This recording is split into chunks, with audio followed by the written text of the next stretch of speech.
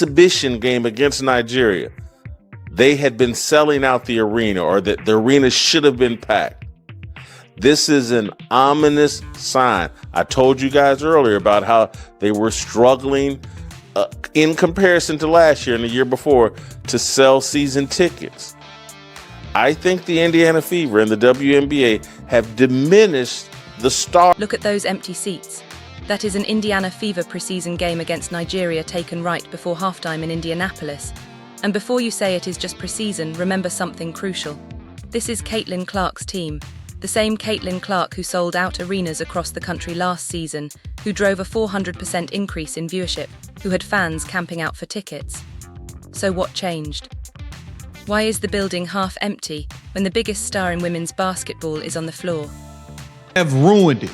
They've gone out of their way to blow this thing. Struggling now to sell out games or to fill up arenas when they previously hadn't had any problems at all. Yeah. I think they've damaged the brand of Caitlin Clark. I think the style of play, the way that team has been constructed, the way they're trying to hype up Kelsey Mitchell. I like Kelsey Mitchell. Love her to death. Really do. I mean, think she's a great player. There it is. NBC's promotional campaign for their WNBA coverage features Aja Wilson, Sabrina Ionescu, and Paige Bucas. 3 faces placed across every commercial, every billboard, and every social media push. Notice who is missing. The player who single-handedly brought this league into mainstream relevance. The Indiana Fever have reported struggling to sell season tickets compared to last year. And this is why you cannot build a marketing campaign around everyone except your biggest draw and then act surprised when fans stop showing up. This is not speculation. The numbers tell the story. Last season's Fever home opener drew 17,274 fans, a sellout that had people standing in the aisles. This year's preseason games are showing clear gaps in attendance. The excitement is not building, it is fading, and the league's response is to double down.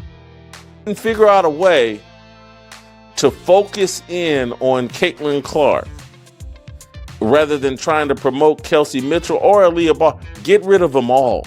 You're running a business. I'm rolling with you, Whitlock. I'm rolling. Pack them all up if you have to. I don't give a damn.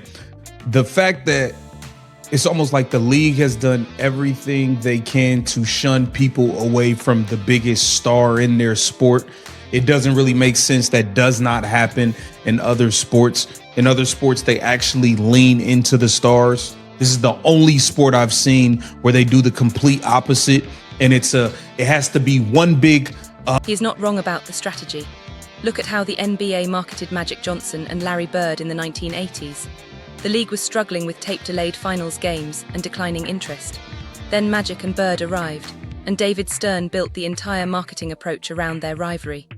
Not around the idea that the Lakers had a great team or that basketball is a team sport, but around 2 transcendent stars who brought casual fans into the arena. The same happened with Michael Jordan in the 1990s. The NBA did not say, well, we can't just promote one player. What about Scottie Pippen? They leaned into Jordan so strongly that his jersey outsold entire teams, that star power lifted everyone. Role players received endorsement deals because they played with Jordan. The league signed billion-dollar TV contracts because networks knew Jordan would deliver ratings. It's not the way men operate. It's not the way the NBA has operated. When they discover a star, He's saying the same. Johnson, a Larry Bird, an Isaiah Thomas, a Michael Jordan, and Allen Iverson, LeBron James, they lean into that star power to draw in the rest of the fan base. The WNBA has done the exact opposite, and it's now starting to show up. They are succeeding in killing Caitlin Clark because they don't care. They don't have to earn any of this. They haven't earned any of it. These players in this collective bargaining agreement where they're about to be paid. That is the fundamental disconnect compared to every other professional sports league. You ride the star, you build around them, you protect them. You make them the centerpiece of your marketing because their success becomes everyone's success. The rising tide lifts all boats, but the WNBA is doing the exact opposite with Caitlin Clark, and it is not by accident. Look at how the Fever roster has been constructed. Instead of surrounding Clark with complementary pieces that maximize her playmaking ability, they are trying to create a balanced team where Kelsey Mitchell receives equal attention. Mitchell is a talented scorer, absolutely. But she is not the reason fans are buying tickets. She is not the reason TV ratings increased so dramatically. And yet, look at the Fever's promotional materials. Mitchell is front and center in nearly every piece of content. Clark is treated like just another player on the roster. Some of these players, they didn't earn that. They don't deserve that. Their play isn't good enough. And a lot of people feel that way. The games aren't good enough. At least they're trying to fix the reps. It used to look like they was in jail. They was playing prison ball a couple seasons ago, and even last year, everybody was getting hurt.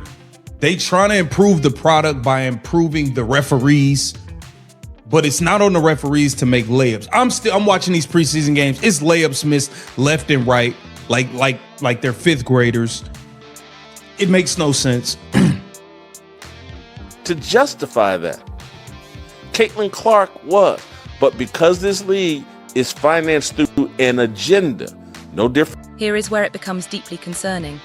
The new collective bargaining agreement is set to pay some WNBA players 6- and 7-figure salaries. These are major increases, with top players potentially earning over $1 million annually. That money is coming from the momentum Caitlin Clark created. The TV deals, the sponsorship agreements, and the increased league revenue funding these contracts all trace back to the surge in viewership she generated.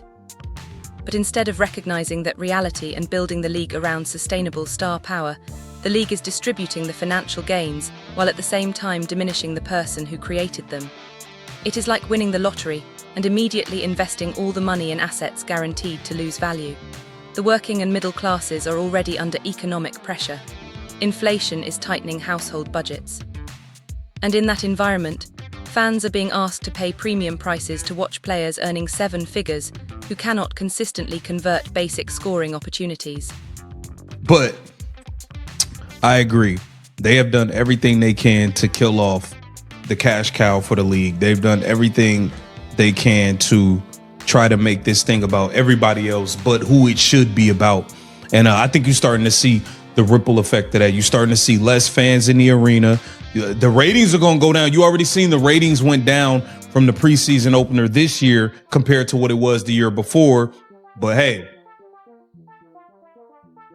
Caitlin Clark's not one of them, so she's being diminished and destroyed so that they can turn the league over to Paige Beckers and AZ Fudd and all the rest.